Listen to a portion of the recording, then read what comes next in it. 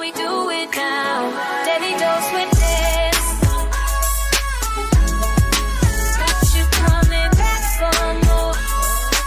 Let's get in here.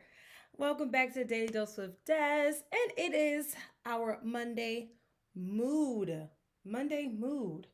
Okay? I'll be on here at 9 o'clock. I know you'll be up late anyway. So just come on here. We're going to have a great show today. So I'm going to be talking about, Coach Prime beating cancer and then the hard launch that we saw. Like, wait a minute. I'm going to be talking about some NFL families in the Hall of Fame game. I'm going to dive right into two sports that I don't really talk about as much, and that's tennis and NASCAR. And then we're going to get into just some of the rumor mills that are just on the street. So I'm super excited to get things rolling. Make sure you're liking, sharing, and subscribing to all social media platforms at PG Love Sports. I always have to put that in there. And another shameless plug before I start on a very good and high note with a love note, I have to say, please go ahead and watch all of the SWAC interviews that I've done for Media Day, all of the I don't know if it's SIAC or SEAC videos that I've done. Those interviews are really, really important to hear those student athletes and their stories and the coaches and what they had to say. I had some great interviews and I worked really, really hard on them. So if you can please go ahead and check them out. There's so many to choose from. You don't have to watch all of them because there's like 30 total videos. So you don't have to watch all of them, but it will be great, if you could just tune in to a video or two and leave a comment and like and do all those great and gracious things. Like that would make me so happy. So if you can go ahead and do that, I would greatly appreciate it. Okay? Yeah, I know I'm talking. But what I'm going to hop into now is, like I said, we are going to start on a topic of love because love wins, right? Love wins. And there was an engagement today. It literally just happened. I just literally pulled it up and I was like, oh, I'm going to add that to the show. Yeah. So, here we go. Adding it to the show. Oh, you know what I realized? Okay. I realized that because that's not going to be great there, but we're going to figure it out. Boom. Future. What the Haliburton? I think that was so cute. At first I was like, are they in the court in Cleveland? I don't know what was going on, but they are at a court right behind you. I believe that's Iowa State. I think that's the school that's behind them. I don't really know their story too much, but I did see this and I thought it was sweet. And I thought it was a great way to kick off the show. So Haliburton did, propose to his now fiance. And a lot of people, I've seen some comments, I like to dig through the comments sometimes. I got to see what the people are saying. Okay. So some of the comments are just, gracious, congratulations, wonderful, immaculate. For me, when I first saw it, I said, oh yeah, he really loves her. He really loves her because I see the scooter and the foot, and I watched the video how he was like, he was, trying to get up afterwards. I said, yeah, he really loved her. He said, because this is the time, and the time is now. I'm going to make it happen. I'm going to propose. And I thought it was just very sweet, very beautiful. I love it. Seemed very intimate between the two too. And some people are like, of course, that was a thing, like, oh, the black man with the white woman, and da-da-da. It's like, okay, but listen, I seen a comment that made so much sense. People were like, you're mad at him for being engaged or liking a woman or loving a woman that looks like his mother. He loves his mother. That is the thing. He loves his mother. And if his mother is white or Caucasian, I don't want to offend nobody. If she is Caucasian, then it makes sense as to why he would be involved or engaged or loving another Caucasian woman. I mean, I'm not mad at it. I'm not surprised. I'm not mad. I don't know why we are mad or surprised. That ain't our man. That ain't our man. That ain't our husband and our cousin or our friend. So I'm just saying. So, they did, get their engagement. And I just wanted to start off the show with that because why not? But now we're going to switch things over and we're going to hop into some news, some newsy news. Now, in terms of love and rumors and things going on, right? So this one was a juicy one when I saw it. So there's rumors that Tom Brady is now dating or interested in Sofia um, uh, Vergara. I was about to say something else. Sofia Vergara, beautiful Spanish lady. She still doesn't have a really good English, but that's neither here nor there. And I like this because it's age appropriate. I like it because he has a type. His type is foreign and beautiful and tall and successful. That's his type. Giselle was beautiful. I mean, come on, she still is beautiful. Giselle made that money on too, and so does Sophia. Okay, because one thing Sophia gonna do is have her a check, a chicky check. So she's about the money on. So I like it. I like it. I know some people were just like, why her? I mean, he has a type. He has a type. So I like it. It's not like he's dating a 20-year old. He's not dating a 19-year-old. Okay. So I like it. I think it's cool. They haven't like made a hard launch, but they were at the Jeff Bezos wedding, and he like begged to sit next to her. He begged to sit next to her on the yacht, at the parties, all those things. So he wanted to be in the know. He wanted to be all up in the space. Okay, so it's given. That's my girl, and what a great bounce back. Giselle, not so much. She didn't bounce back as wonderful as she could have, but I mean, she, a lot of people are saying like Giselle didn't have as much money as Tom. When Giselle got with Tom, she out earned him. And I'm gonna let that be that. But I like this. I think it's cute. Moving on. Next on the track. Juju on AB. Juju on AB. Juju is allegedly dating Jayden Daniels. So she had a birthday party and they showed up together. I don't know why I didn't download the video. I don't know why I didn't do that. I don't know why I didn't do that. But they had a she had a birthday party and he was right there with the arm in arm. It was very low key, very, it seemed like very close family and friends there. She wasn't dolled up in things and all of that. And what cracks me up is this whole mother thing. So as you know, Jayden Daniels and his mother are like two peas in a pod. Literally. She doesn't let him pretty much out of her sight. I didn't see her there at the party. I don't know. She might have been in the back.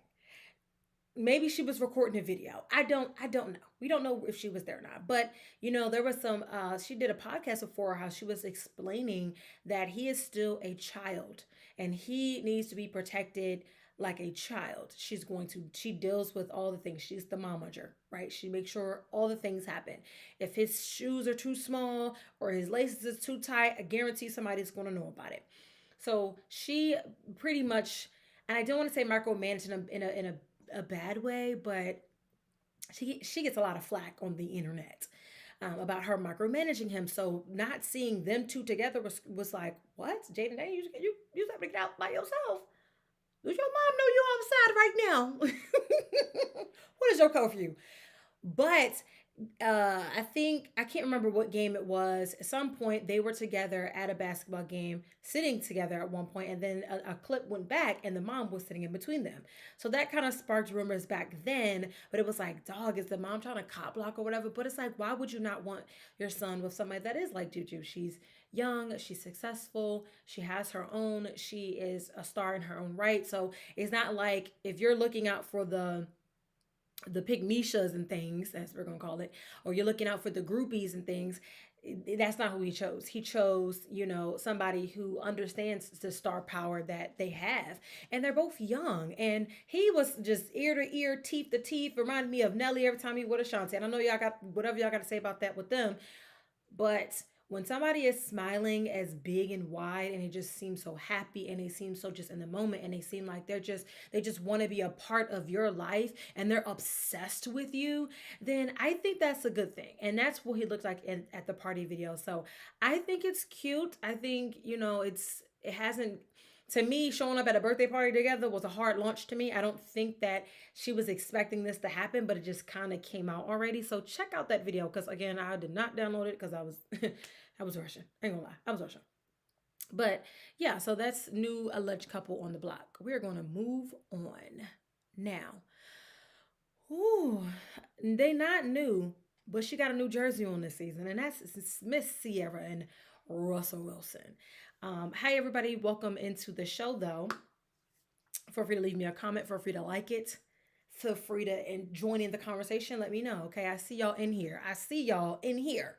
Now back to what I was saying with Sierra and Russell. I know she tired of wearing New Jerseys every season. I know she love it. She like, you got a job and I can stay at home and be cute and I can dance and I can do whatever I want to do. Be a mom and all the things that I can put on the fashion. She can do whatever she wants while she at the house because he out there making the money. But I know she tired of wearing New Jerseys. I know she's tired of buying new ones. I just know it. It's good that the number is consistent though. That's great. She looks good in blue though. I can't lie. She looks good in the blue. So, there's that. But he's really embracing New York. And I don't know if it's like, do you really? I mean, I feel like he kind of embraced everywhere he went, but like this, this is this is a good embracement. This looks good. He's out there making sure the fans get the autographs, and he's really just taking in the environment. He has been named QB1 already. Now we don't know if that's going to stay that, but I mean, it makes sense. He's going to be QB1. Help Jackson Dart. Jameson Winston is also there. Well, he can't see, so I don't know, child. I don't know. But allegedly, he is QB1. So, as QB1, he's doing, the QB1 things, making sure that the community is embraced by him, making sure that he's out there and all the things. I loved when he was in Pittsburgh last year for obvious reasons. And I feel like New York has won because they got the Wilson family. And I think they're just really unproblematic in their own way. Lots of the comments were on there saying that their son, not Future. We not talking about Future. We know baby Future is not Russell's actual son. We know that. We're talking about the first son that they got together. They were saying that that boy looks like Geno Smith. Now I didn't. I'm just reporting the news. They say he looks like Geno Smith. And I can't remember the other one. They said that the baby looks like another one of the other players. But I thought that was hilarious saying that he looked like Geno Smith. I mean,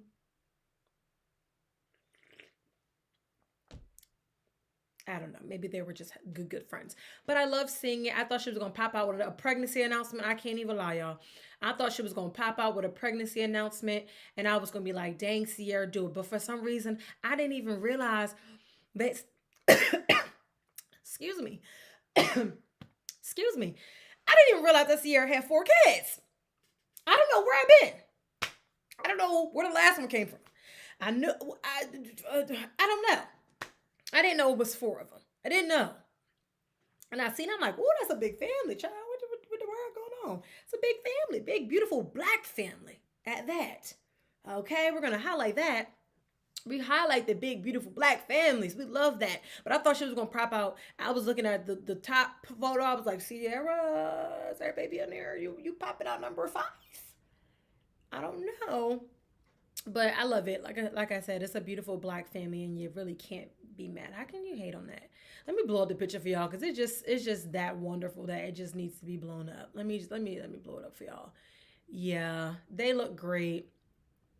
Great, happy. Sierra looks great in the curly hair. I love how they all had curly hair. Well, you can't see baby futures, but they all had curly hair. They all had the curly hair thing going on. Yeah, super cute. Love it. Yeah, yeah. You can't hate the first family. Whatever. Moving on though to the Hall of Fame game. Why is it so small? Hello? Anyway, so the Hall of Fame game, that means football is here. Football is here. Okay, I'm gonna stop playing. But July 31st, that's literally at the end of this week. The Detroit Lions are taking on I was gonna say San Diego. Yeah. Los Angeles Chargers. They need to go back to San Diego. But y'all know, if you've been watching this channel for a long time, y'all know how I feel about me. Some Dan Campbell. I love Dan Campbell, and I think he is wonderful as a head coach. I think what makes his team so successful is the fact that his players have so much respect and love for him, and I think that just makes it 10 times more. And I probably sound like I'm a Lions fan right now, but I'm really not. I'm a Dan Campbell fan. I think what he does is amazing for his players and for the community. The Chargers, who's over there? I don't know, Joe. I don't know. I think this would be a good game, a good first start of the game. Detroit fans travel really well, and they don't have to go that far because they're going to Canton, Ohio, so they don't have to go too far. So they really gonna show up. The Chargers fans, y'all best to get y'all flight. Y'all should already had y'all flights. Y'all should already had y'all flights. The Chargers fans need to show up. The good thing about it is the main color is blue, so there's that. I mean, I don't know what else to say, but football is so back. So back. So back. So excited. So back. So back. What I am also excited to see is when Micah's going to get his contract extension renewal thing. Now, we know that the Jones family and their franchise, their organization, their enterprise, we're going to, because they have an enterprise. Somebody was like, they're the poverty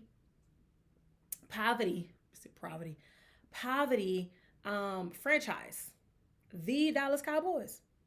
I don't think you understand. So I think they were saying because they haven't won anything in the most recent like 2-3 decades, and understandably, but they have had some great teams on paper where it should have worked. And unfortunately, it just hasn't worked for them. Whether if it's the quarterback situation that they got going on, not having any quarterbacks is a thing. There's a few organizations struggling right now because the quarterback struggle is a thing, right? And they just, I don't know. I think everybody says when Jerry Jones steps out of the way, then the Dallas Cowboys will go back to that dynasty Cowboys, but I don't know if that's true or not per se, because once something has been a certain way for so long, it's kind of hard to just change it. You would have to do like a whole U-Haul of everything that has been going on, you know. So I don't know, but they have a new coach coming in this season. Micah still ain't got his money. As you know, TJ Watt has now become the highest paid non-quarterback player. I think, media thinks, sources think that the Cowboys are now going to have to make Micah that highest paid non-quarterback position, and he's earned it, rightfully so. It's just difficult because they waited so long and did so much antics. They did. It's always a show. It's always a thing. And then Jerry Jones had the nerve to get his self up there and says, well, just because we got Micah don't mean we're gonna see him or we're gonna have him. What does that even mean? What does that even mean? You need the man. Just like Pittsburgh needs TJ. You know, just like when Aaron Donalds was playing, they needed him. You know, just like the Ravens need Lamar. Okay? So it's one of your most needed players, and you out here talking crazy.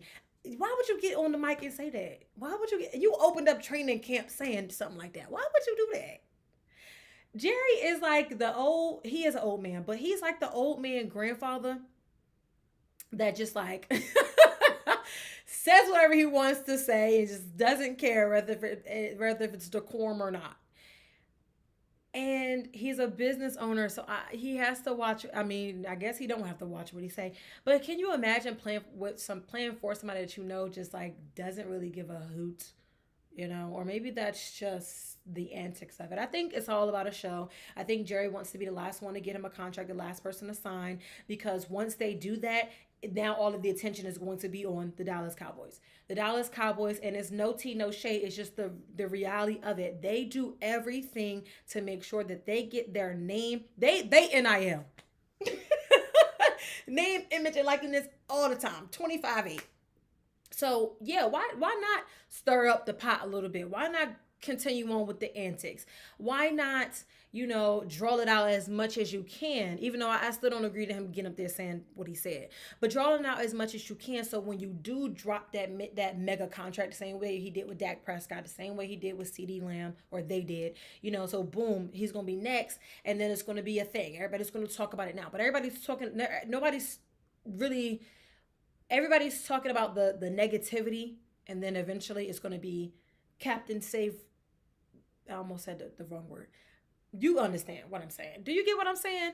So you gotta just really understand like the antics and the showbiz. I feel like the Dallas Cowboys are really big in show business, and there's nothing wrong about that. It's just the matter of this is, and the NFL honestly is registered as a what, entertainment entity. So it makes sense that everything is a show. Everything is about showism.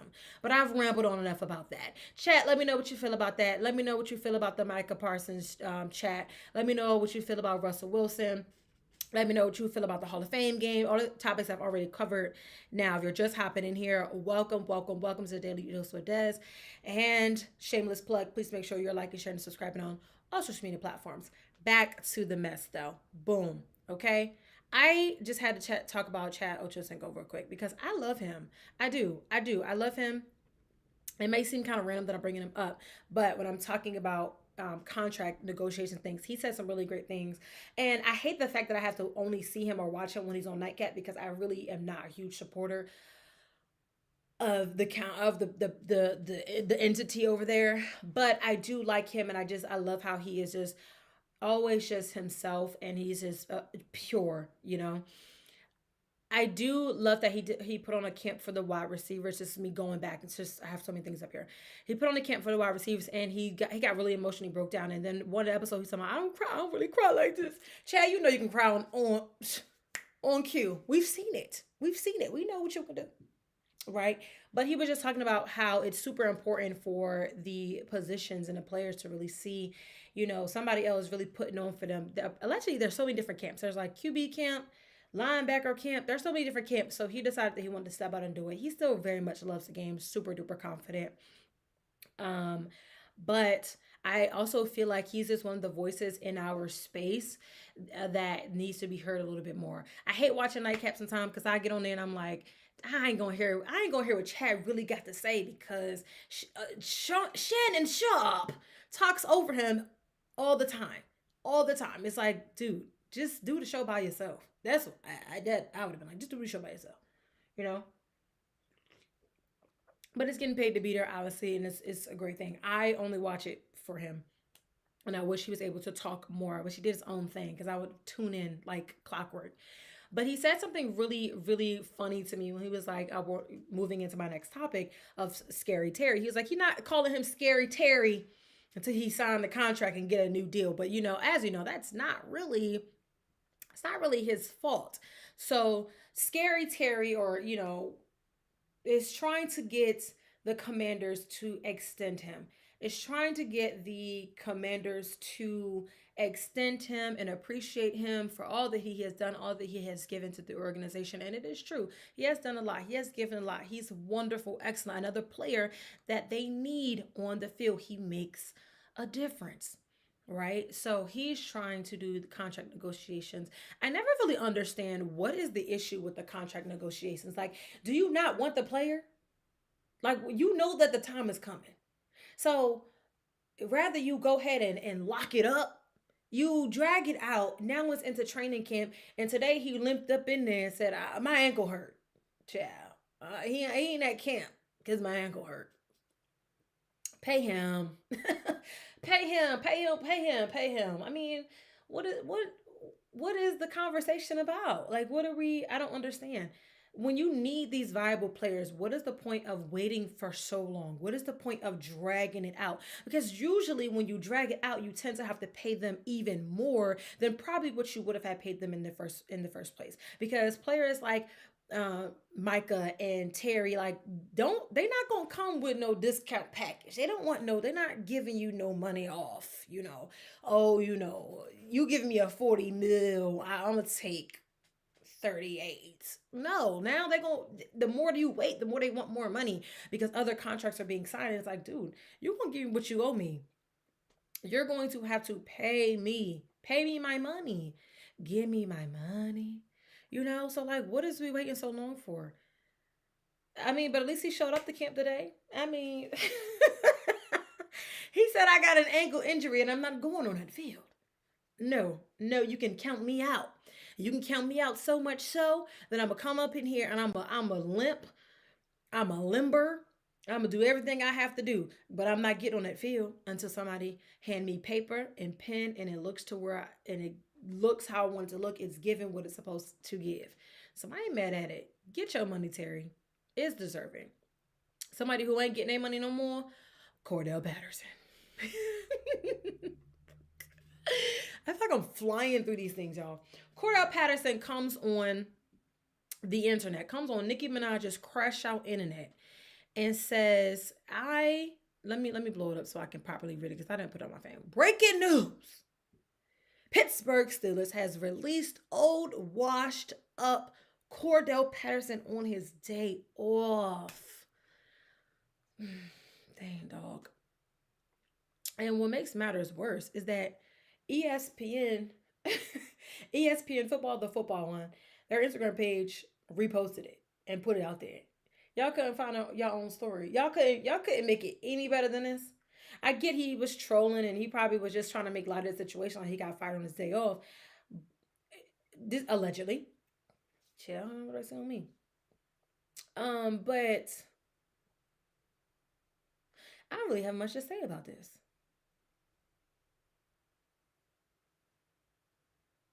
Goodwill Hunting? I mean,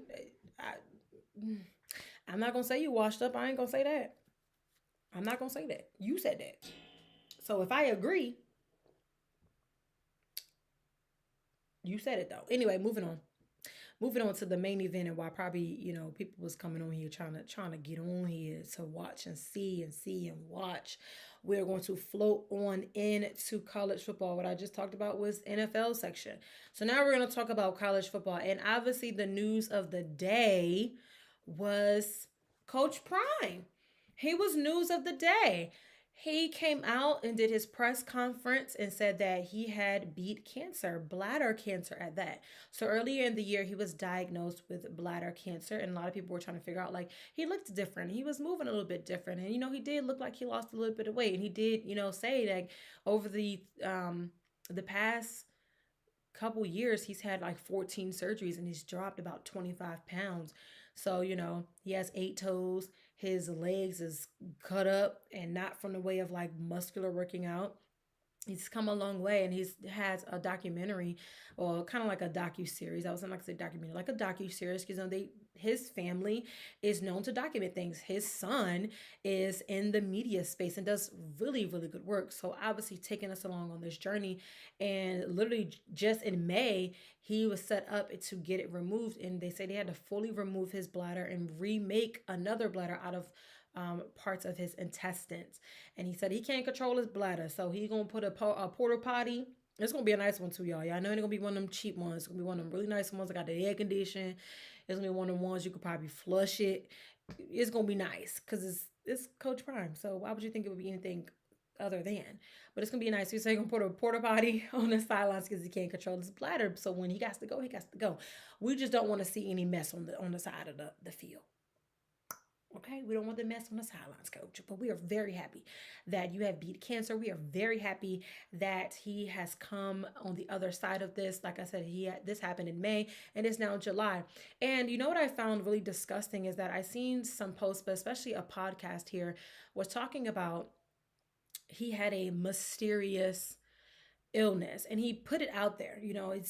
It's kind of like mysterious. This man has literally just got on and did a press and I know some people are like, oh, that's so showy, whatever, but it's called transparency, because if he was to withhold the information or withhold it from people, then y'all would have something to say about that. But now he's like, now that I'm in the mind and the head space to where I'm like, I'm ready to come back. I look good. He looked good when he went to go see Shiloh. He looked good on those sidelines, right? So he's like, I'm ready to be back and I'm ready to share with y'all what I have been going through, because people said he was missing from campus for so long. So when the buzz started going and the media started getting at it, people make up their own thing.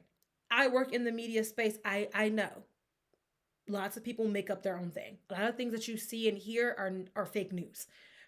Just being honest with you, because they just want you to click. They just want your attention. They just want you to use your emotions and your feelings rather than using your logic and the truth. So I understand why he documented the process. I understand why he came into the press conference to let y'all know, like, no, I really did have a real illness. I really was battling through something. Like, you never know what somebody is going through. Same thing with Randy Moss, right? Went through a cancer scared, had to get himself together. And it's like, you never really know what somebody else is going through. So for people to get on the internet and to say, oh, he had a mysterious illness, it was mysterious, it wasn't real, and that was just his way of saying that he wanted to leave Colorado because Shador and Travis is gone, and Shiloh are gone. I think that's just really sickening and disgusting. And I hate podcast people who do that. Like, you have a mic, and instead of you using your mic to try to shed light, and this is another black man at that. I'm trying not to get on over him. Another black man at that. So instead of you trying to use your platform to, enlighten people, to educate people, to tell them, hey, go get yourself checked out. Make sure your health is your wealth. Make sure that you're going to the doctor. Make sure that if something doesn't feel right, if you don't feel right, if something isn't going on in your body, go get it checked out. Go to the doctor. Do your annual test and your labs and your panels. But instead of you doing that, it was this is for clickbait. This is for me to, get the views and everything, and I'm going to use his name to get the views to say that he has a fake illness, or it wasn't a real illness, or wasn't a real thing, because he just wants to remove himself from Colorado. Well, joke's on you, Buster. He had a real illness. He got over it. He's cancer free, and he is not leaving the sidelines of Colorado, not just yet. And whenever he does decide to leave, he decides to fulfill his contract and then he steps away. I don't think it's because it's a illness. Why can't he just love football? Why can't he just want to be a coach? Why can't he just be a black man that suffered through something that a lot of other black men would not even want to talk about? But that's just my thing. I just hate when people get on here and try to like do flexes and things. But you know what was a real flex? Ooh, Karuchi. Wait a minute. I had to flip the raw. Y'all know I had to do it. I tell you not. Literally 20 minutes before I was going to get on this live, I was on Instagram scrolling to see if I wanted to add anything new. And boom, I see Karuchi everywhere saying, oh, Karuchi was with Deion Sanders. Karuchi was holding his hand. Karuchi was crying in the hospital. Pause. Wait. Time out. Flag on the play. What is we talking about? The Karuchi Tran? The one that was with Chris Brown? I know Chris Brown is punching the air right now. No matter what he said, I know he's still in love with that girl. He's punching the air right now. And she was in there. She's in those videos. And I'm like, whoa. What do the young people say? That's his little yeah. What? Coach, I was unfamiliar with your game. Lies, I was. He has a type too. Another one that has a type. And I know people are like, well, he is 50. Is he 57? He 57 years old, right? Let me make sure, because I don't want to be on here telling no lie. How old is this man? Chat, let me know. 57. Yeah, okay. Yeah, so he is 57 and she is 37. So there is a 20-year gap. However, she's grown. Yeah, grown. She's not 20. She's not 19, like I said before. She's not just coming out of her teens and really don't know what being adult is like. She's not new to the industry. She's not new to this world of fame and stardom and things like that. She's just not. And she's really, to me, like a kept woman, because I don't know many that she's actually been with. We know that she's been with Chris Brown. She's probably been with people before Chris Brown. But notoriety, she was with Chris Brown, and then she was with Victor Cruz, and they were together for a minute. And now we see her out with Coach Prime. She is on Tom Brady level winning right now. She's winning. I mean,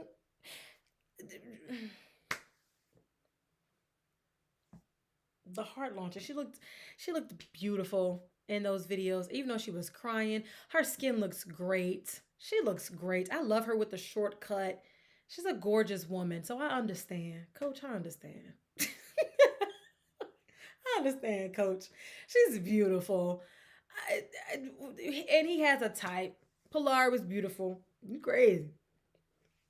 But she was beautiful. He has a type. He likes what he likes.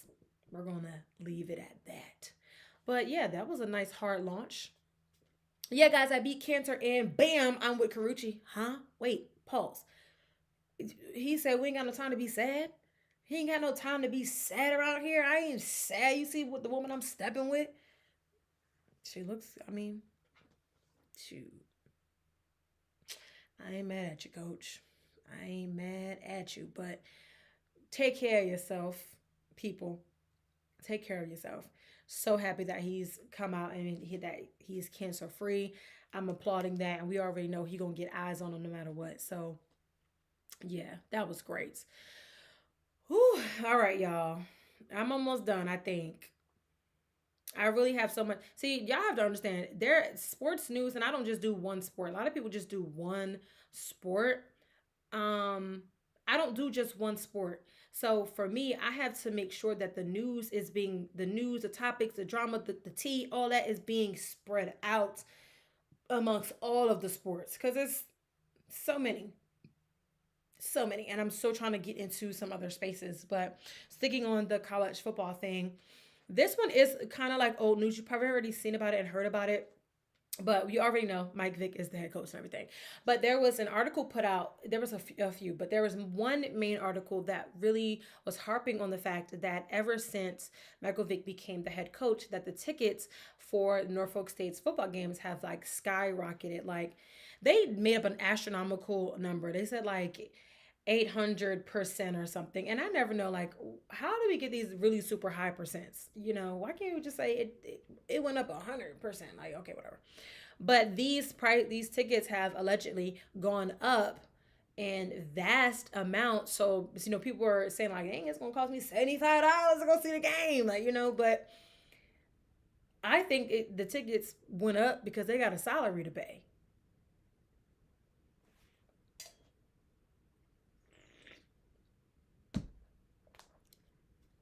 Chat, you feel me? They got a salary to pay. The money got to come from somewhere. And if it's not paying a salary, it's paying the other expenses. Football is not cheap. And when you go and get a high profile person like Michael Vick, your expenses have now probably like quadrupled. They got bills to pay.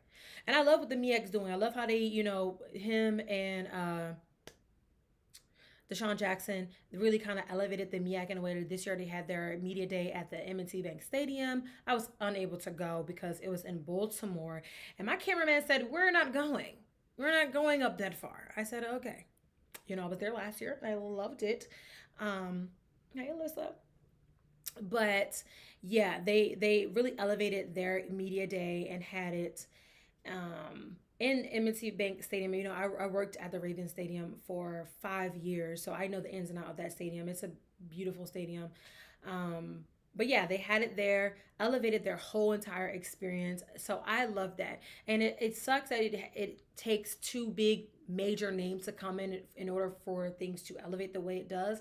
But that's typically how it happens. When you have a big high price name comes in, you can't do things on that smaller, just shy scale that you used to do before. You have to blow it up. So I think Norfolk State is in a position where they have to now blow things up. I do hope that it doesn't blow it up to the point where, it is causing the fans a lot more money to just have that experience and enjoy the games, because HBCU game day experiences are way different than just regular game day experiences, if you get what I'm saying. So I want, they obviously still need the fans out there who behold the green and the gold to do what they need to do. And I just thought that was a thing. Now, on another note, since we're talking about the MEAC and we're going to stay in the MEAC, I think that Mr. Shady McCoy was just being the Shady McCoy that he is. Now, there was a video in their media day with the MEAC where I don't like how I need to move over. Let me move over because this is blocking me. I am not to be blocked. Anyway, I didn't like this with Mr. Shady McCoy because I love me some head coach Scott. Okay, he is one of my favorites. Okay, and he's Greek. He's a member of Omega Psi Phi. So we got that. You got the Greek love too. But he is genuinely an amazing person, genuinely an amazing coach. I love being able to talk with him and do interviews with him and just getting his insights on things. And he is the head coach at the Mecca, right? So the fact that there was media day and Shady McCoy sits his hind parts on that couch and calls Howard Hampton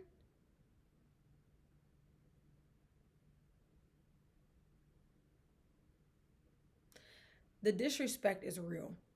The disrespect is real, and it's just shady. And of course, he's shady. So he did exactly. He lived up to his name, right? Just shady. Go watch the video if you didn't see it. For some reason, it wouldn't. I was trying to download this one.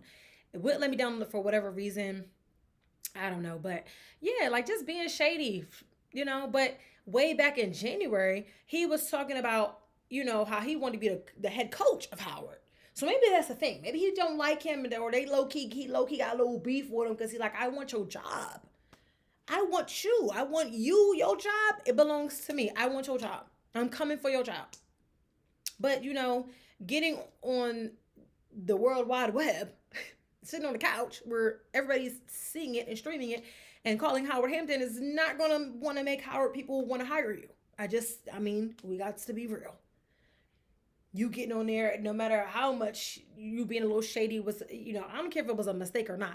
You got cue cards. Read them cue cards. And them cue cards, that HOW does not look like a HAM. Period.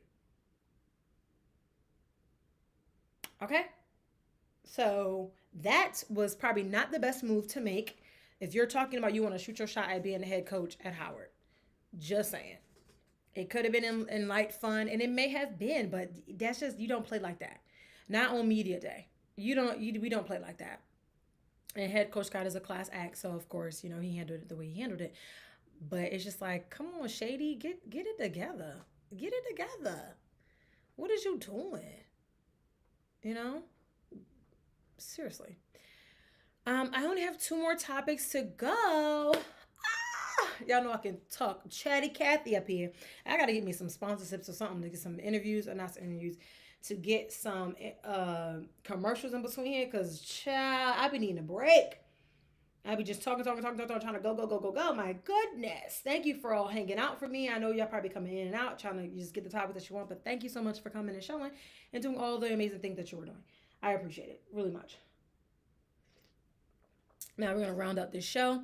We are going to talk about Venus Williams at the age of 45, which sometimes I don't understand why we bring age into things, but Venus Williams at the age of 45 stuns and wins after a long hiatus, and she looks gorgeous, hair flowing, skin glowing. 45 where?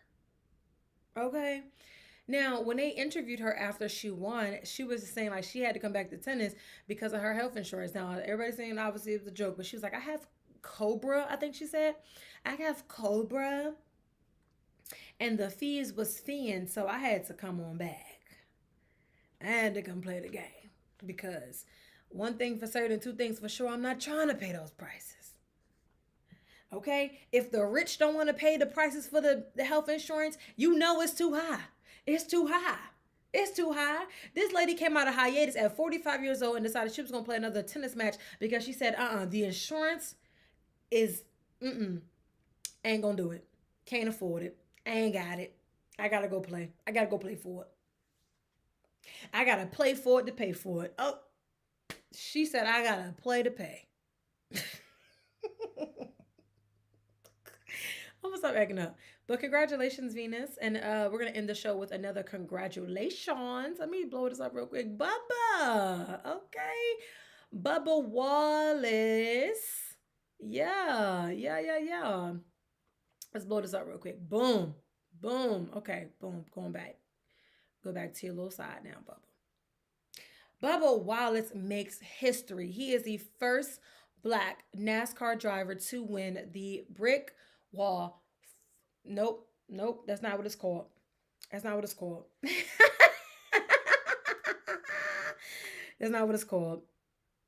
I almost had it, y'all. We're going to run it back. Okay. Bubba Wallace makes history. He is the first Black NASCAR driver to win the Brickyard 400 in Indianapolis. So, congratulations, Bubba. I know people don't like him for whatever reason. I don't know if it's because, he's half, he's mixed and he, has a white wife or whatever. I don't know what the beef is. I don't know what the beef is as to why people don't like him so much. I mean, it's not his fault that he's mixed. It's not his fault that he chose a woman that looked like his mother too. I don't know. It ain't his fault. It ain't his fault. It ain't his fault. I mean, is he a little probably a little arrogant? Sure, but like, is he not deserving of being arrogant? People don't like. I told you on my last live. People don't like winners. People don't like winners. They don't like winners, especially if they feel like they losing. They darn sure don't like winners. So they'll do everything in their power to not celebrate that person. But we celebrate over here. We give credit where credit is due. He has been doing his thing. I actually did get a interview with him. It's on my channel at the NASCAR Daytona 500, I believe that was the race. NASCAR has plenty of races, but there was a media day, and PGM definitely got the interview. So if you ever wanted to see like what he has to say and a little bit about his story and a little bit about how he does things, feel free to just check out the interview so you can actually see him in a different light. Now, again, is it a smudge, a little bit of arrogance? Sure, but I don't think it's arrogance. I think it's confidence. When you've done something for so long and you've been great at it and you had to fight through tooth and nail to get yourself in there, like being a black NASCAR racer or NASCAR driver is not something that's, universally known. It's not something that's just like, oh yeah, there's, half of the population or half of the drivers are black, or 80% like it is the NFL, are black. Like that's not what it is. So he is different. He's one of one. He's one of one, and unfortunately just cannot be outdone. There's also another young man coming in. I believe he's from Winston-Salem State University, where he is in the NASCAR, space in that area. So I love being able to highlight and talk about, talk about my people, but black athletes in general, especially doing great things in other spaces like NASCAR, equestrian. We know that tennis has been on lock for a little bit, but tennis is not highlighted enough. Swimming. There's so many other sports where there are people of color, of all colors really, but there are people of color really doing it, and then there's women in that space that are really doing it, that needs to be more highlighted and celebrated more. So anyway, that's my soapbox. My soapbox is Bubba Wallace is the man he thinks that he is. He's great. He's a winner. Winner, winner, chicken dinner. And he definitely brought it home for the Brickyard 400. Super duper proud, super duper excited for this man and all that he has done and all that he will continue to do by getting to the big race at the end of the year, or the end of their year and their season. I don't really know their seasons yet because I'm still trying to get more involved with it. But that is all for the show tonight, really. Thank you guys so much for tuning in. Everybody that stopped in and stopped by, I really do appreciate you guys interacting and being up late with me. I try not to go until 10 o'clock because, I can talk until 10, 11 o'clock, whatever. But thank you guys for being here. Please make sure, again, you are subscribing to YouTube so you know when we're going live. Make sure you're on Instagram because I do post the schedule there. Tomorrow night, I will be appearing on a podcast for Hardcore Sports Network. It's called The Blitz Take, and I'm going to be on there. They're starting much later. They're starting out right about now. So we're going to go and stream over there at 9:45 tomorrow, and then I'm going to rebroadcast that over here to give you my daily dose for whatever I did on there podcast. But again, thank you so much for being here. I appreciate you. I love you guys, and I will see y'all on the next one.